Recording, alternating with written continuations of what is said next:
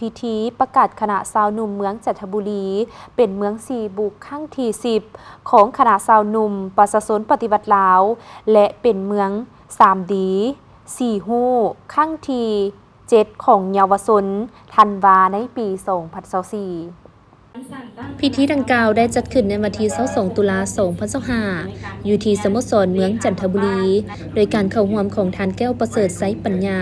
เลขาพรรคเมืองจันทบุรีท่านนางลัดดาพรปอนไสคำรองเลขาคณะบริหารงานสาวหนุ่มนครหลวงเวียงจันทร์พร้อมโดยสาวหนุ่มเมืองจันทบุรี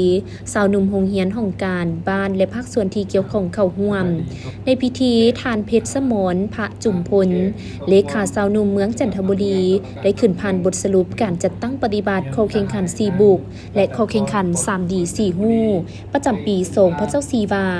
การจัดตั้งปฏิบัติและการประเมินกวดกา4บุกในปี2024ผ่านมาคณะสาวหนุ่มเมืองได้ยึดมั่นทัศนะซี่นำพาของพรรคได้ถือเอาเวียกงานศึกษาอบรมการเมืองแนวคิดเป็นกกให้สาวหนุ่มในทันแถวพนักงานรัฐกรทหารตำรวจนักเรียนนักศึกษากรรมกรและสาวหนุ่มบรรดาเผ่าให้มีน้ำใจฮักชาติให้มีสติศาสตร์สติกฎหมายสติการจัดตั้งมีน้ำใจเสียสละกล้าคิดกล้าเฮ็ดกล้ารับผิดชอบพร้อมนั้นก็ได้นำเอาแนวทางนโยบายมติของพรรคมติคำสั่งข้อกำหนดระเบียบกฎหมายต่างๆของรัฐติดพันกับข้อแข่งขันฮักชาติพัฒนาข้อแข่งขัน4บุกของสาวหนุ่มลาวและข้อแข่งขัน3ดี4ฮู้ของเยาวชนธันวาส่งเสริมศอกฮู้หำเฮียนเป็นต้นแม่นการยกระดับความรู้ความสามารถในด้านต่างๆเอาใจใส่ส่งเสริมให้หำเฮียนมูลเชื่อประวัติศาสตร์ของชาติของพรรคของคณะสาวหนุ่มประชาชนปฏิบัติลาวหำเฮียนเอาแบบแผนการดำรงชีวิตที่ก้าวหน้าของบรรดาท่านผู้นำและสาวหนุ่มหุ่นกรหำเฮียนเอาคุณสมบัติศีลธรรมปฏิบัติมูลเชื่อวัฒนธรรมอันดีงามของชาติของเผ่าได้เข้าร่วมกระบวนการป้องกันเวรยามตามจุดที่ตั้งของตนอย่างเป็นปกติ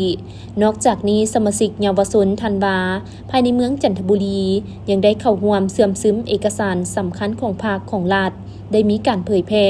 กฎระเบียบมติและเอกสารที่สำคัญต่างๆเยาวชนมีความดุมันขนคัวหำเฮียนมักอ่านมักเขียนแสวงหาความรู้ที่เป็นประโยชน์ปฏิบัติหลักสูตรการเรียนการสอนก็คือการปฏิบัติกฎระเบียบของโรงเรียนวางออกเป็นอย่างดี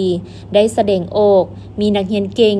ขันเมืองสั้นประถมได้อันดับ1 2และ3ส่วนทิศทางในต่อหน้าแม้จะสืบต่อเอาใจใส่จะตั้งปฏิบัติเวียกงานของสาวหนุ่มให้มีผลสำเร็จตามแผนที่วางไว้ในพิธีได้มอบใบยั่งยืน4บุกและมอบใบยั่งยืน3ดี4ฮู้ให้แก่คณะสาวหนุ่มเมืองจันทบุรีและมอบใบย่องยอในการจัดตั้งปฏิบัติข้อแข่งขัน4บุกและ3ดี4ฮู้ให้หน่วยสาวหนุ่มห้องการและโรงเรียนบุคคลที่มีผลงานดีเด่นอีกด้วย